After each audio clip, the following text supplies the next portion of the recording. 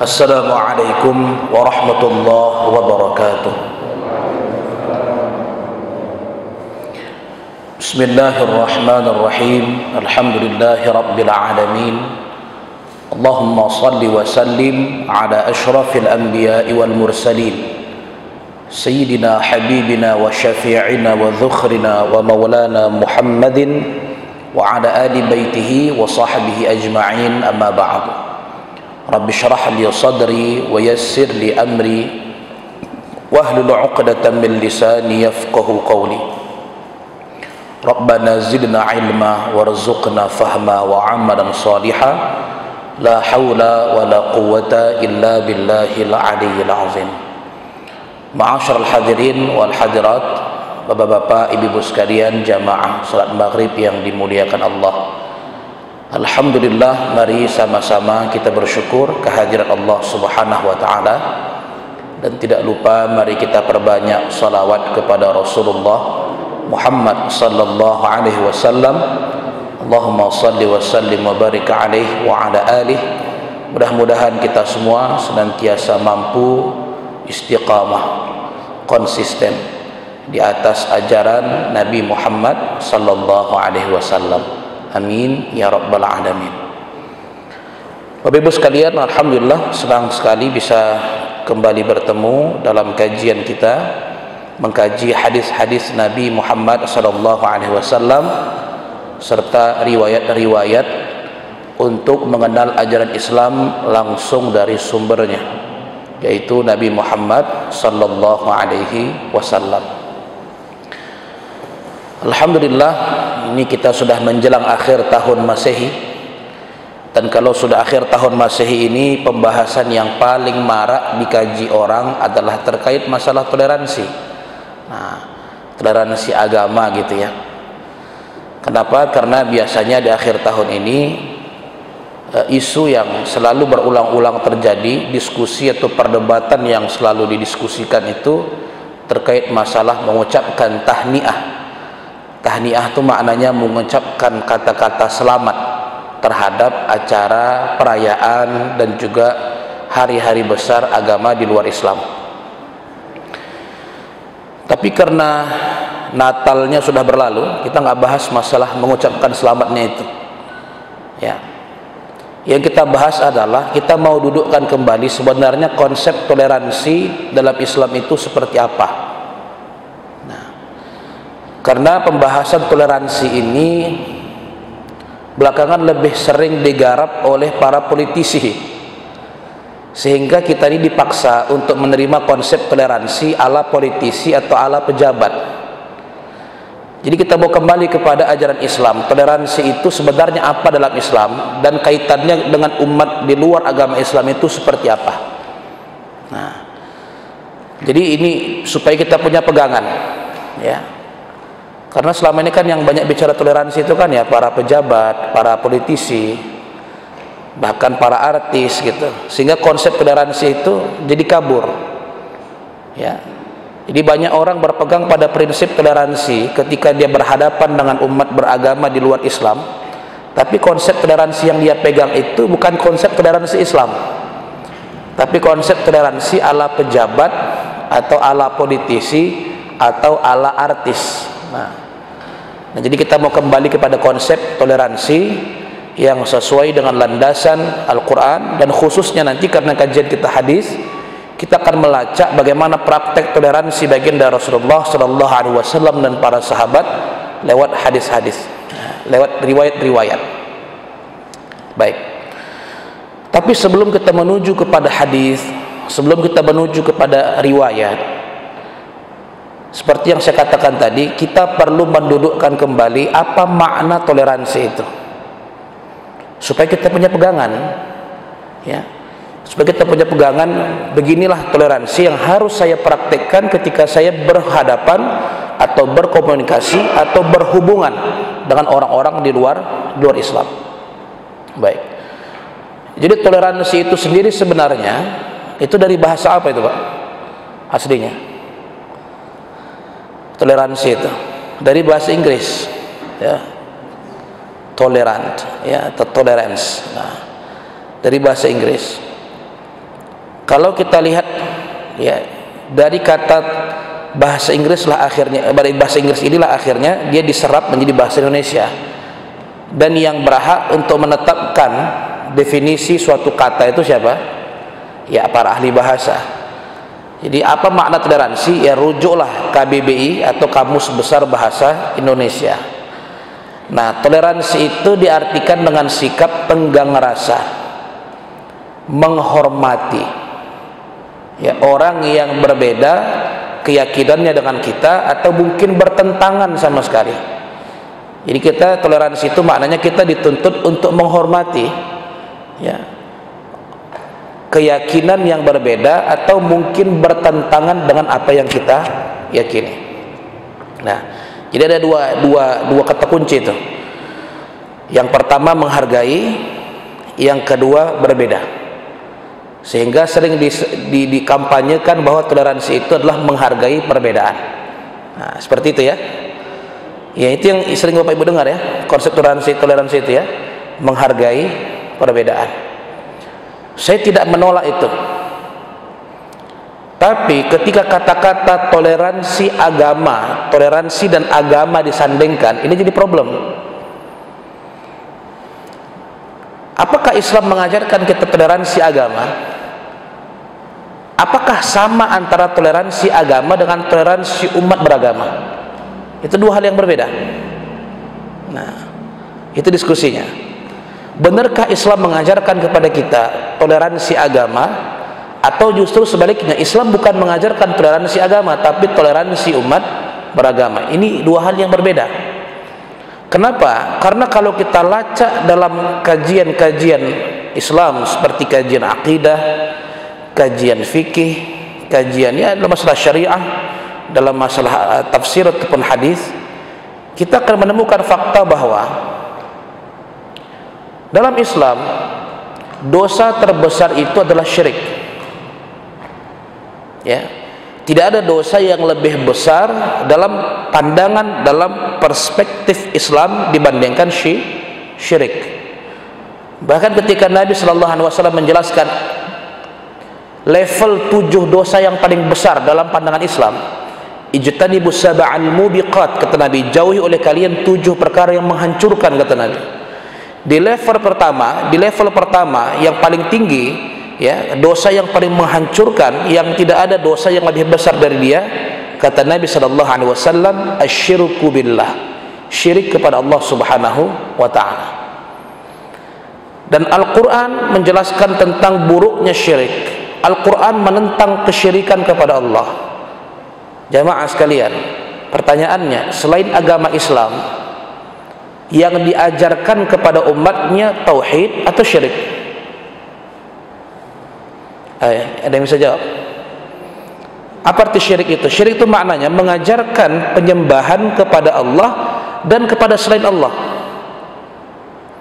Jadi mereka bukan cuma menyembah Allah. Syirik itu maknanya menyembah sesuatu di samping Allah. Jadi dia menyembah Allah, dia bukan tidak menyembah Allah, tapi dia juga menyembah Tuhan yang lain selain Allah. Pertanyaannya, apakah ada agama selain Islam yang mengajarkan tauhid? Tidak ada. Ya, seluruh agama apapun mengajarkan umatnya untuk mensyirikkan Allah. Dalam arti mereka mengimani Allah itu Tuhan, tapi mereka juga mengimani ada Tuhan yang lain selain Allah Subhanahu wa ta'ala. Dalam Islam, syirik itu merupakan dosa yang paling besar, lebih besar dari perzinahan, lebih besar dari minum-minuman keras, lebih besar bahkan dari pembunuhan, lebih besar dari korupsi. Syirik itu perbuatan yang sangat dibenci dalam Islam. Bahkan dalam hadis Sahih Bukhari, Nabi menyebutkan ada 3 ciri orang itu sudah merasakan lezatnya iman kepada Allah. Ciri yang ketiga, kata Nabi, ya, orang ini membenci, yakrah ayyauda ilal kufri kama yakrah ayyu'adzab. Dia ini sangat benci kepada kekafiran, dia tidak mau kembali pada kesyirikan, sebagaimana tidak maunya dia dan bencinya dia kalau dia diazab di neraka jahanam. Jadi sebagaimana bapak tidak suka dengan dengan nasib di neraka jahanam, kita semua nggak ada yang mau masuk neraka kan? Kita semua benci masuk neraka. Begitulah harusnya seorang mukmin membenci kesyirikan. Dalam Islam kesyirikan tidak ada nilainya. Dalam Islam kesyirikan murah harganya, bahkan tidak ada harganya sama sekali. Oleh karena itu Islam tidak pernah mengajarkan kita untuk menghargai kesyirikan. Islam mengajarkan kepada kita untuk membenci kesyirikan, ya. Islam mengajarkan kepada kita untuk membenci kekafiran. Bahkan ciri orang itu imannya telah merasakan lezatnya iman itu, kolbunya sudah merasakan enaknya iman itu, artinya imannya sudah sampai pada level tertinggi tatkala dia membenci kesyirikan. Nah itu. Jadi Islam tidak pernah mengajarkan kepada pemeluknya untuk menghargai kesyirikan, karena kesyirikan tidak ada harganya dalam Islam. Bukti tidak ada harganya apa? Kalau ada orang berbuat baik kepada sesama manusia, dia memberikan hartanya kepada orang yang sedang membutuhkan, dia membantu orang yang sedang butuh pertolongan, ya. Tapi kalau dia mati dalam keadaan mensyirikkan Allah Subhanahu wa taala, Allah mengatakan dalam Al-Qur'an, faja'alnahu haba'an manthura. Kami jadikan perbuatan baiknya itu seperti debu yang berterbangan. Jadi debu itu, Pak, kalau kita genggam di tangan, padat dia. Tapi begitu kita campakkan ke atas berterbangan, mungkin nggak mengutipnya kembali? Mungkin nggak itu, Bu? Kita kutip kembali debu-debu itu sempurna seperti sebelum kita campakkan ke atas? Mustahil. Begitulah contoh amal orang-orang yang musyrik kepada Allah, ya. Allah tunjukkan betapa tidak berharganya kesyirikan itu. Dan bukan hanya manusia yang bukan hanya orang beriman yang benci pada syirik, bahkan alam pun benci pada kesyirikan. Alam itu sangat benci kepada kesyirikan. Jadi kalau ada manusia tidak benci pada kesyirikan, dia lebih buruk daripada alam yang lain.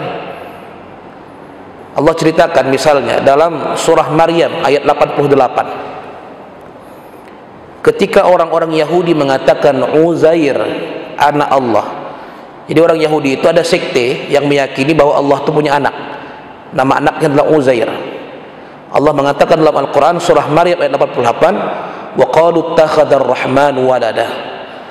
Dan tatkala orang-orang Yahudi itu mengatakan Allah itu punya anak, Allah mengangkat anak namanya Uzair, lihat apa respon alam semesta. Begitu ucapan itu diomongkan oleh mereka, Allah sebut dalam Al-Quran surah Maryam ayat 90, takadus samawat yatafattarna, hampir saja langit ini runtuh, kata Allah.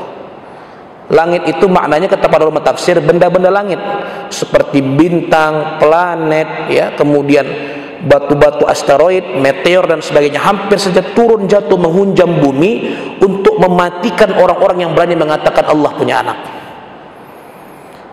Wa tanshaqqul ardh, hampir saja bumi itu membelah dirinya sendiri untuk memakan orang-orang yang mensyirikkan Allah Subhanahu wa taala. Wa takhirrul jibalu hadda, dan hampir saja kata Allah gunung-gunung itu pecah karena murka dengan perkataan manusia itu tadi. Lihat bencinya alam itu kepada syirik. Jadi Islam tidak pernah mengajarkan kepada pemeluknya untuk menghargai kesyirikan. Jadi dalam Islam tidak ada toleransi agama. Islam itu sangat tidak toleran dalam urusan akidah. Itu harus kita pahami. Maka seorang mukmin tidak boleh menghargai kesyirikan, karena kesyirikan itu harganya murah dalam Islam, bahkan tidak ada harganya sama sekali, ya. Jadi tidak ada penghormatan pada kesyirikan sama sekali. Seorang mukmin wajib membenci kesyirikan. Jadi kalau kata-kata toleransi dikaitkan dengan agama, maka kaitan itu atau penggabungan itu nggak tepat. Karena Allah berfirman, inna dina indallahi Islam, satu-satunya agama yang Allah terima hanya Islam. Kenapa? Karena hanya Islam yang mengajarkan monoteisme atau ketauhidan kepada Allah. Maka Allah hanya terima Islam. Di luar Islam, ya, mengajarkan kesyirikan, maka tidak ada penghargaan dalam masalah kesyirikan. Maka Islam tidak pernah mengajarkan kepada kita toleransi agama. Itu poin yang pertama. Jadi Ustaz, berarti kita nggak perlu menghormati orang kafir. Tunggu dulu. Yang tidak kita hargai adalah kesyirikannya. Tapi kalau manusianya, menghargai manusianya, apapun agamanya, Islam meletakkan penghormatan kepada seluruh manusia. Nah, terlepas dari apa agama yang dia anut, apa keyakinan yang dia pegang, terlepas dari itu semua, Allah mengatakan bahwa walaqad karramna bani Adam, sungguh anak cucu Adam itu telah kami muliakan, kata Allah. Ada kata-kata karramna, huruf nun di situ. Nun di sini oleh para ulama tafsir menunjukkan dua hal. Yang pertama menunjukkan Allah itu sendiri. Walaqad karramna, sungguh kami. Jadi Allah kalau mengatakan dirinya, dia nggak katakan saya. Allah sebagian Allah katakan saya, tapi untuk menunjukkan keagungannya Allah sebutkan kami. Ya. Karena demikian kami itu menunjukkan kebesaran, keagungan. Dan yang kedua, makna kami di sini maknanya adalah Allah Subhanahu wa taala dan para makhluk-makhluk langit, yaitu para malaikat.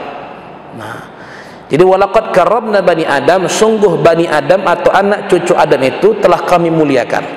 Maknanya Allah memuliakan bani Adam, anak cucu Nabi Adam, apapun agama mereka, dan Allah memuliakan, dan para malaikat memuliakan manusia. Sampai-sampai malaikat itu tunduk sujud menghormati Abul Bashar, bapaknya manusia, yaitu Nabi Adam alaihissalam. Jadi kalau Allah saja memuliakan manusia, malaikat saja memuliakan manusia, apalagi kita yang manusia mestilah menghormati kepada sesama manusia apapun agamanya. Jadi yang kita hormati itu umat beragamanya, bukan agamanya. Karena Islam tidak pernah mengajarkan kepada kita menghormati kesyirikan, tapi Islam mengajarkan kepada kita menghormati manusia.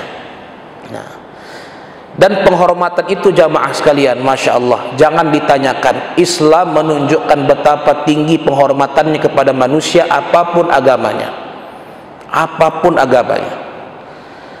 Dimulai sejarah sejak awal dulu, di mana perempuan itu diletakkan pada derajat yang paling rendah oleh orang-orang jahiliyah, sampai-sampai perempuan itu nggak punya hak waris. Islam memberikan hak waris kepada perempuan. Lihat bagaimana Islam memanusiakan manusia. Nah, yang dulunya perempuan itu dianggap sebagai kehinaan, sehingga kalau lahir anak bayi perempuan malu ayah maknya punya anak perempuan, maka dikuburlah hidup-hidup. Islam memuliakan perempuan karena mereka juga manusia, dengan cara Allah berfirman, wala taqtulu auladakum khasyata imlaq, janganlah kamu bunuh anak-anak kalian karena takut tidak makan, takut kelaparan, takut malu dan sebagainya. Karena tingginya posisi manusia. Bahkan nanti silakan baca dalam Sahih Muslim, nah, di mana Nabi menghormati seorang Yahudi yang notabene itu sangat benci kepada Islam. Ketika ada orang Yahudi meninggal, dia ditandu oleh kerabatnya, dibawa ke kuburan. Nabi sedang berada di sebuah tempat, sedang berdakwah, mengkaji bersama para sahabatnya. Tiba-tiba lewat orang Yahudi ini, Nabi berdiri. Maka komentarlah sahabat, ya Rasulullah, alaysa Yahudiyan? Ya Rasulullah, kenapa engkau berdiri? Bukankah yang lewat itu orang Yahudi? Tapi apa jawab Nabi sallallahu alaihi wasallam? Bukankah dia itu manusia juga? Nah, ya. Nah, jadi dalam Islam itu yang kita hormati bukan kesyirikannya, tapi yang kita hormati adalah manusianya. Maka sebenarnya konsep toleransi agama itu enggak ada dalam Islam. Yang ada adalah konsep toleransi umat beragama. Jadi toleransinya itu sasarannya bukan pada agamanya, tapi sasarannya kepada umatnya, kepada manusianya. Jadi konsep toleransi Pak itu bukan melebur, bukan melebur. Jadi kalau kita bilang, oh kita ini saya sedang ngasih kado nih sama teman saya yang sedang Natalan atau sedang merayakan Waisak gitu, atau merayakan Devapali kalau orang Hindu, merayakan Gongsi Paca, itu bukan toleransi, itu penghargaan kepada kesyirikan. Itu dua hal yang beda, dua hal yang beda. Ya, ini perlu kita pahami, ya, perlu kita pahami betul. Wah, ini saya sedang ada orang Muslim ya, selawatan di acara Natal gitu ya.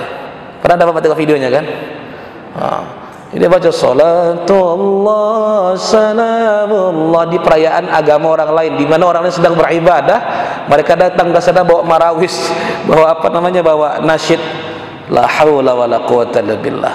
menyemarakkan perayaan yang dalam konsep Islam itu merupakan kesyirikan. Kenapa ada datang? Oh, toleransi agama. Ini toleransi ala pejabat yang nyari muka kepada agama yang berbeda supaya nanti dipilih lagi. Jadi kita jangan ke-trigger, jangan ketipu. Mereka ini sedang mencari suara di luar dari umat Islam. Mungkin mereka itu dapilnya banyak orang-orang yang tidak muslim. Jadi coba cari pendekatan itu. Kita jadi jangan mau digiring dengan opini politik. Politik itu ada dalam ajaran Islam, tapi kalau sudah menunggangi ajaran agama, maka agama selalu jadi korban. Selalu jadi korban. Nah itu. Jadi hadirin hadirat yang saya muliakan, nah, jadi toleransi itu bukan melebur. Bukan melebur. Ya. Indahnya riwayat tentang asbab nuzul, sebab turun surah Al-Kafirun. Ini menunjukkan bagaimana toleransi itu bukan dalam masalah menghargai akidah, dia menghargai orangnya. Ketika surah Al-Kafirun itu turun, sebelum kejadian itu ada kisah. Sebelum turunnya ayat itu ada kejadian. Jadi orang-orang kafir itu, kafir Quraisy, ketika mereka melihat pengikut ajaran Islam semakin banyak dan dikhawatirkan terjadinya benturan, ya udahlah kita toleransi ajalah supaya nggak terjadi benturan, kita toleransi agama aja. Tapi lihat bagaimana penolakan Islam. Mereka datang kepada Rasulullah SAW, kata mereka, ya Muhammad, na'budu ilahaka sanah wa ta'budu ilahana sanah. Muhammad, gini ajalah, ini kalau gini terus-terusan kita ini bisa perang, bisa tumpah darah nanti. Gini ajalah, kita ini bangun toleransi. Caranya gimana? Na'budu ilahaka sanah. Kami berjanji setahun ini kami akan beribadah kepada Tuhanmu sebagaimana engkau beribadah kepada Tuhanmu. Kami ikutlah cara ibadahmu. Kami sholat, kami rukuk, kami sujud, ya, kami i'tidal, kami berwudu. Tapi gantian tahun depan ta'budu ilahana, gantian kamu pula yang beribadah menyembah Tuhan kami dengan cara kami. Nah itu. Artinya mereka mau ikut upacara kita, mereka mau ikut ritual kita, mau ikut perayaan kita. Tapi gantian tahun depan kalian ikut acara kami, ikut perayaan kami, ikut ritual kami, ikut ibadah kami. Ya persislah dikerjakan sebagian orang itu. Ketika teman-teman kita, tetangga kita yang Nasrani ke gereja dengan khusyuknya merayakan Natalan, datanglah orang Islam kurang kerjaan, bawa lilin gitu, menyanyi bersama-sama, ikut merayakan gitu. Ya apa bedanya sama tawaran orang-orang kafir Quraisy kepada Rasulullah? Ayo kita ritualnya sama lah, setahun ini kita sama, tahun depan kami ikut ritual kami. Langsung Jibril datang membawa firman Allah Subhanahu wa taala, "Qul ya ayyuhal kafirun." Katakan Muhammad, wahai orang-orang kafir, la a'budu ma ta'budun. Aku tidak akan menyembah Tuhan yang kamu sembah. Wal antum 'abiduna ma a'bud. Dan kamu pun sebenarnya taklah menyembah Tuhan yang kusembah. Wala ana 'abidum ma 'abadtum. Dan aku tidak akan beribadah dengan cara kalian beribadah. Ya. Wala antum 'abiduna ma a'bud. Dan kalian pun tak perlulah beribadah dengan cara kami beribadah. Lakum dinukum waliyadin. Peganglah agama kalian, beribadahlah dengan cara kalian, waliyadin, dan aku akan berpegang dengan agamaku dan beribadah dengan caraku. Itu konsep toleransi dalam Islam. Agamanya nggak boleh ditoleransikan karena kita punya prinsip. Tapi untuk urusan sosial kemasyarakatan, lakum dinukum, kamu silahkanlah pegang aja ajaran agamamu, aku nggak maksa. Waliyadin, dan jangan paksa aku untuk ikut melebur bersama agamamu. Batas inilah yang sudah diberikan Islam sejak pangkal. Jadi bukan agamanya ditoleransikan, tetapi kita sesama pengikut umat beragama apapun agamanya salinglah menghargai sesama manusia. Maka kesimpulannya adalah toleransi dalam Islam adalah toleransi umat beragama, bukan toleransi sosial. Bukan toleransi akidah atau toleransi agamanya. Baik, baru sekarang kita masuk pada pembahasan yang kedua. Oke Ustaz, sekarang kita toleransinya adalah umat beragamanya. Kita menghargai umat beragamanya, bukan menghargai kesyirikan, tapi menghargai manusianya, apapun keyakinannya. Lalu penghargaan itu dalam bentuk apa Ustaz? Nah, penghargaan kepada umat beragama itu dalam bentuk apa? Kalau mau dirinci banyak, tapi pada umumnya penghargaan yang Islam berikan dan yang wajib Muslim berikan kepada umat beragama di luar Islam ada dua. Yang pertama adalah membiarkan dan tidak mengusik keyakinan orang di luar Islam. Itu satu. Itu yang pertama. Kita tidak mengusik apa yang mau mereka yakini. Kalau mereka mau meyakini Yesus sebagai Tuhan, silahkan, hargailah manusianya itu. Nah, kalau mereka mau percayai bahwa Buddha itu sebagai Tuhan, hargai itu. Nah, bukan menghargai agamanya, tapi menghargai manusianya, karena dia manusia yang merdeka, punya pilihan. Karena Nabi ketika berkuasa di Madinah, Nabi SAW tidak pernah memaksa siapapun untuk masuk ke dalam Islam, karena Allah telah memberikan batasan dalam Al-Quran dengan tegas, la ikraha fid din, tidak boleh ada paksaan dalam agama ini.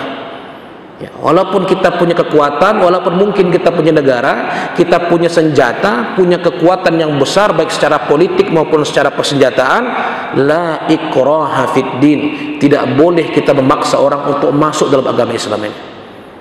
Tidak boleh. Dan ini dipegang sejak masa Rasulullah SAW. Hanya para orientalis barat sajalah yang coba mengaburkan fakta sejarah ini. Islam nggak pernah disebarkan lewat pedang, nggak pernah.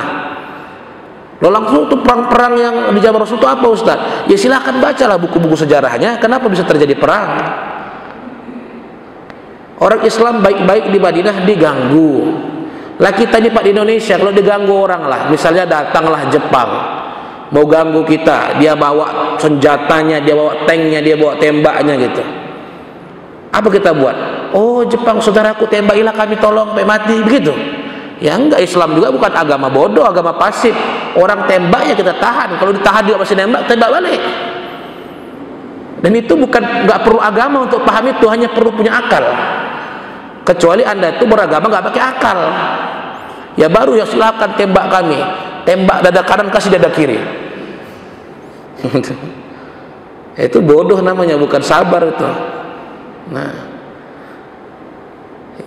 kenapa Islam dalam sejarah ada peperangan? Karena Islam mengutus utusan kepada para pejabat-pejabat wilayah lain bahwa izinkan kami untuk berdakwah di sini. Kalau nggak diizinkan kami cari tempat lain. Masalahnya utusan Nabi itu dibunuh utusan Nabi. Makanya ya ini kan bentuk apa namanya, bentuk harga. Ya, nyawa itu, nilai itu harganya tinggi sekali. Maka ketika ditumpahkan, ini kan bentuk pembalasan. Maka Islam datang dengan senjatanya untuk menunjukkan, kalau kamu nggak suka jangan bunuh orang kami, usir aja nggak apa-apa. Kami akan cari wilayah lain karena bumi Allah ini luas. Tapi anda bunuh utusan kami, maka siap-siap berperang dengan kami. Islam juga ya nggak bodoh, dibunuh ya nggak apa-apa lah, bunuh aja lah nggak apa-apa gitu. Nggak mungkin nggak begitu. Masa utusan kita dibunuh? Ya perang terjadi. Nggak pernah tuh Islam tiba-tiba, yuk kita ke Indonesia yuk dari Arab sana. Ngapain kita jajah aja Medan itu? Di situ ada masjid di Menteng ini, cocok dijajah nih gitu. Nggak pernah lah Islam kayak gitu. Nggak pernah. Bahkan dalam riwayat yang masyhur ya, ketika Amr bin As, gubernur Mesir radhiyallahu anhu, beliau waktu itu mau membebaskan lahan. Jadi lahan itu mau dibangun masjid jami', masjid gede Pak, di Mesir itu. Cuman masalahnya semua rumah itu udah merelakan rumahnya, dibayarlah sama pemerintah, dibayar mahal. Ada satu rumah ini dia nggak mau pergi, nggak mau dijual tanahnya untuk pembebasan lahan. Ternyata yang punya seorang tua bernama orang tua beragama Yahudi. Nah, oleh Amr bin As dibayar rumah ini dengan harga berkali-kali lipat, dia nggak mau jual karena dia sebatang kara, keluarganya nggak ada. Kalau dia pindah, kemana dia mau pindah? Barang-barangnya siapa mau angkat? Kalau dia mati nggak ada yang kenal sama dia. Siapa menguburkan dia? Akhirnya dia nggak mau pindah. Terus sudah lama di situ. Ya karena Amr bin As ini untuk kepentingan umum ya akhirnya dia bongkar paksa. Rupanya kakek ini minta keadilan kepada Umar bin Al-Khattab sebagai khalifah pada masa itu. Maka Umar mengancam Amr bin As, kalau engkau zalimi rakyat yang di bawah pemerintahanku, maka kupecat dan akan kuhukum, kupenjarakan. Bayangkan itu, ini gara-gara membela seorang kakek Yahudi. Nah, itu. Jadi Islam ini sebenarnya, kita ini orang Islam nggak perlu diajar toleransi sebenarnya, karena ini kita umat yang sangat toleran dengan manusia manapun sejak masa dulu sampai sekarang. Ya. Jadi toleransi dalam Islam itu adalah tidak mengusik keyakinan dan agama yang dianut oleh orang lain. Kita biarkan apa yang mereka percaya. Nah, ini yang Rasul praktekkan dalam hadis yang hasan diriwayatkan Imam Abdul Razak dalam kitab Musannafnya. An Abi Juraij qal, dari Ibnu Juraij ia berkata, kana fi kitabin Nabi sallallahu alaihi wasallam ila ahli al-Yaman man kariha al-Islam min Yahudiyyin aw Nasraniyyin fa innahu la yahulu an dinih. Kata Ibnu Juraij, di antara isi surat Nabi sallallahu alaihi wasallam ketika Nabi sudah berkuasa di Madinah, dia kirim surat kepada orang Yaman.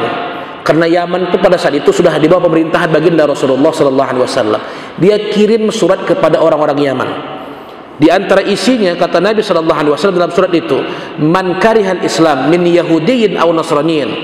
Siapa di sana yang agamanya Yahudi dan Nasrani, kalau dia tidak mau masuk Islam, fa innahu la yahulu an dinih, maka dia tak akan dihalangi sedikit pun untuk meyakini agamanya. Itu konsep toleransi beragama. Kenapa? Karena Nabi bukan menghormati agama mereka, tapi Nabi menghormati kedudukan mereka sebagai manusia yang punya harga diri, punya hak untuk percaya apapun itu, termasuk percaya pada hal yang salah, karena dia manusia merdeka. Ya, manusia merdeka. Maka Nabi mengatakan fa innahu la yahulu an dini, maka dia sedikit pun tak akan dihalangi untuk mengimani agamanya. Maka itu yang kita praktekkan dalam sejarah. Jadi kita ini toleransinya Pak, yaitu dengan tidak mengusik agama mereka, tidak mengusik perayaan mereka, tidak mengusik apa yang mau mereka yakini. Itu sebenarnya, bukan malah melebur dalam keyakinan mereka. Kalau itu kita udah gak punya prinsip, jadinya udah abu-abu agama itu sama dia. Harus punya prinsip, harus punya izzah, harga diri sebagai seorang mukmin. Terlepas nanti pasti ada pertanyaan, Ustaz, apa hukumnya merayakan tahun baru, Ustaz? Kalau kita mau merujuk fikih, udah selesai ya masalahnya. Kalau di fikih, itu ada ulama yang mengharamkan, ada yang membolehkan. Selesai. Mau bilang boleh, ada yang membolehkan. Mau bilang nggak boleh, ada yang mengharamkan. Dan dua-duanya punya argumentasi yang kuat, dan para ulama yang memfatwakan dua fatwa ini pun orang-orang yang soleh. Kalau pegangannya cuma fikih saja. Tapi ada di luar itu, ada di luar fikih yang perlu kita pertimbangkan, yaitu apa? Izzatul Islam, harga diri Islam itu, harga diri. Nah, kecemburuan kita kepada agama kita itu yang perlu jadi pertimbangan lain. Sama kayak selamat Natal kemarin itu, kalau kita rujukannya fikih, yang sebenarnya ada yang memfatwakan haram, banyak yang mengatakan haram, tapi tak sedikit juga yang mengatakan boleh. Bahkan lembaga fatwa resmi di Mesir, Darul Ifta, dengan para syekh, para ulama yang hebat-hebat di sana memfatwakan boleh. Kalau mau cari yang boleh, ya mengatakan boleh, ada, bukan nggak ada. Tapi kalau cuman itu pegangan kita, cuman fikih dan fatwa, saya rasa nggak cukup. Dengan kacamata itu saja kita melihat. Ada namanya izzatul Islam, kemuliaan Islam itu, wibawa kita sebagai seorang muslim. Dengan kepedean kita bahwa tauhidlah satu-satunya agama yang benar. Itu. Kepedean kita bahwa kesyirikan itu perbuatan yang buruk.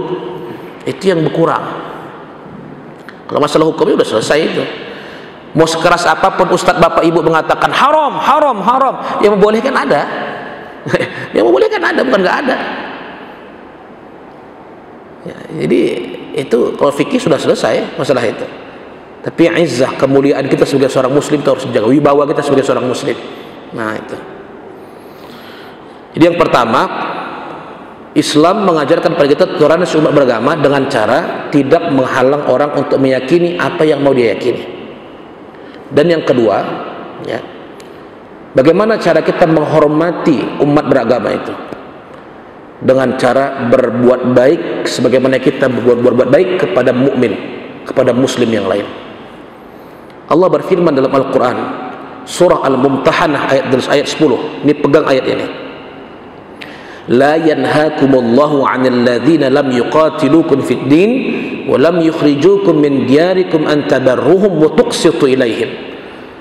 Allah tidak melarang kalian berbuat baik, berbuat adil kepada orang-orang kafir yang tidak memerangi kalian, tidak menjajah kalian, dan tidak mengusir kalian dari kampung halaman kalian. Innallaha yuhibbul muqsitin. Sesungguhnya Allah sangat cinta kepada orang-orang yang mampu berlaku adil. Jadi perlakukan mereka sebagaimana kita memperlakukan kaum mukminin yang lain. Kalau kita berjual beli, kita tidak menipu kepada orang Islam, maka janganlah menipu kepada orang kafir.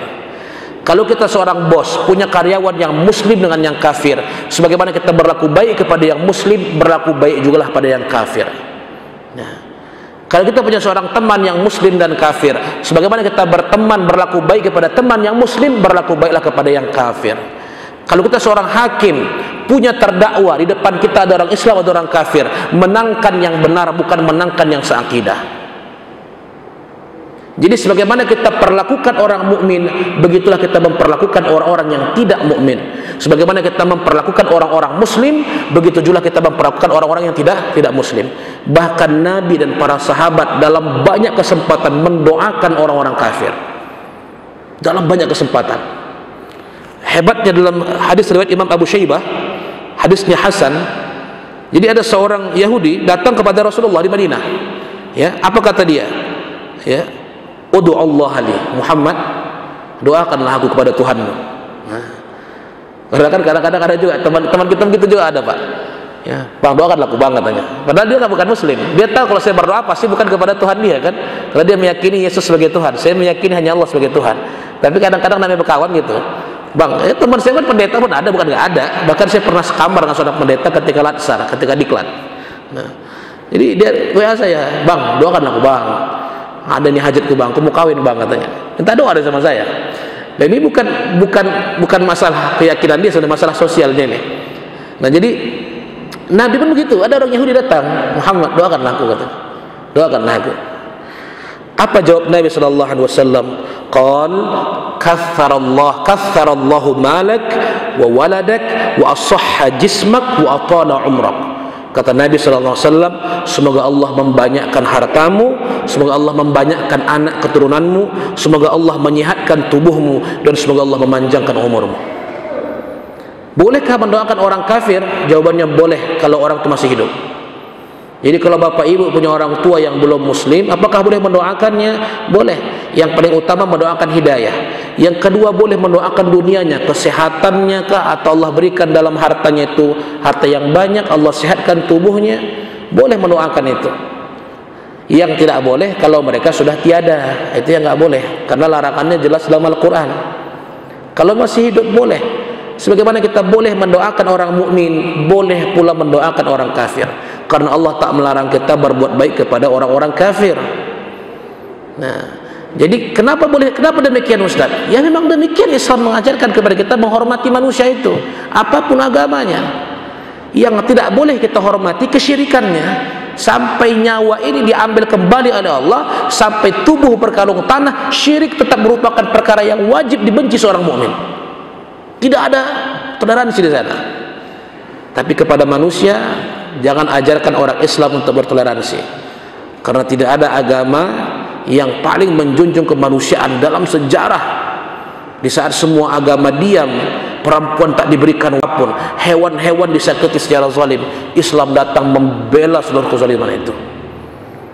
Maka dengan pedenya Al-Quran mengatakan, Inna dina indallahil Islam. Begitulah jamaah sekalian kajian kita pada malam hari ini. Mudah-mudahan bermanfaat dan jadi pegangan kita bagaimana kita membangun hubungan dengan orang-orang yang tidak muslim. Mereka bukanlah musuh kita selama mereka tidak memusuhi kita. Kita hormati manusianya, apapun perbedaan keyakinan kita dengan mereka, tapi bukan kemusyrikan yang kita hormati. Karena akidah tidak boleh tawar menawar. Sekali kita berpegang, itulah yang kita bawa sampai mati. Wallahu a'lam bishawab. Baik, siapa belum? Baik, ada pertanyaan mungkin? Satu atau dua pertanyaan sebelum kita sholat? Silakan. Waalaikumsalam warahmatullahi wabarakatuh. Bagaimana kalau seandainya ada orang di luar muslim mendoakan kita dan kita mengaminkan, misalkan Ya. Kalau dia mendoakannya kepada Allah Subhanahu wa taala, saya berdoa kepada Tuhan katanya, semoga bapak diberikan kesehatan, diberikan rezeki, diberikan anak-anak yang banyak, yang lucu-lucu, baik-baik. Bolehkah mengatakan amin? Boleh, enggak ada masalah. Enggak ada masalah. Karena Nabi ketika ditanya oleh sahabat, "Ya Rasulullah, gimana kalau orang-orang kafir mengucapkan salam kepada kita?" Kata orang kafir, "Assalamualaikum. Semoga Allah melimpahkan keselamatan ke atas kalian."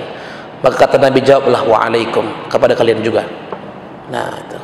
Ya, kalau orang Islam kan waalaikumsalam, kalau orang kafir waalaikum. Nah, itu. Artinya boleh menjawab doa orang kafir. Ya, boleh. Ya, enggak ada masalah. Kecuali dia bilang, semoga Tuhan Yesus memberikan Anda ini, kita tidak boleh bilang amin. Karena dia tidak berdoa kepada Allah Subhanahu wa taala. Kalau dia bilang semoga Tuhan Buddha ya, memberikan Anda kesehatan, enggak boleh bilang amin. Karena dia bukan sedang berdoa kepada Allah Subhanahu wa taala. Kalau bilang semoga Tuhan memberikan Anda kenikmatan, jauh dari musibah, boleh bilang amin. Halal, sehalal-halalnya. Nah, wallahu a'lam. Jadi bapak pun kalau punya teman yang Nasrani gitu, ya, boleh saling mendoakan. Boleh, ya. Dan kadang-kadang sikap itu jauh lebih tinggi nilai dakwahnya daripada ucapan. Kalau kita ngajak orang Islam itu begini. Tapi kalau perbuatan itu nggak baik, ya orang nggak percaya. Tapi kalau kita nggak apalah ngajak-ngajak mereka, tapi mereka lihat kesungguhan kita dalam berbuat baik kepada mereka, ya bahkan mendoakan mereka, saya rasa itu paling tidak, kalaupun mereka tidak tertarik menerima Islam, paling tidak mereka bisa berbaik sangka kepada kaum muslimin. Nah, itu dia. Wallahu a'lam. Gitulah ya Bapak Ibu sekalian ya. Mudah-mudahan bermanfaatlah kajian kita pada malam hari ini. Ini dipeganglah konsep ini. Karena yang saya sampaikan ini sudah sesuai dengan landasan yang diajarkan para ulama Ahlussunnah wal Jamaah. Memang begitulah. Jadi istilah itu sudah salah dari awal. Toleransi agama itu sudah salah dari awal. Sudah salah. Nah, tapi itu tadi, karena kita ini diajarkan toleransi oleh para pejabat, oleh para politisi, oleh para artis, akhirnya yang kita paham toleransi itu artinya melebur, tidak ada beda antara satu sama lain. Ini justru bukan toleransi tapi kebablasan sih. Nah, itu dia. Wallahu a'lam bishawab. Kepada Allah saya mohon ampun, kepada jamaah saya mohon maaf. Mari sama-sama kita tutup ta'lim kita pada malam hari ini dengan baca lafaz alhamdulillahirabbil alamin. Assalamualaikum warahmatullahi wabarakatuh. Bismillahirrahmanirrahim. Alhamdulillahirabbil alamin. Allahumma salli wa sallim ala asyrafil anbiya'i wal mursalin wa ala alihi wa sahbihi ajma'in. Rabbana arinal haqqa haqqan warzuqna ittiba'ah wa arinal batila batilan warzuqna ijtinabah. Rabbana atina fid dunya hasanah wa fil akhirati hasanah wa qina adzaban nar. Wa sallallahu wa sallam ala sayyidina Muhammadin wa ala alihi wa sahbihi ajma'in. Walhamdulillahi rabbil alamin. Taqabbalallahu minkum minna wa minkum taqabbal ya karim.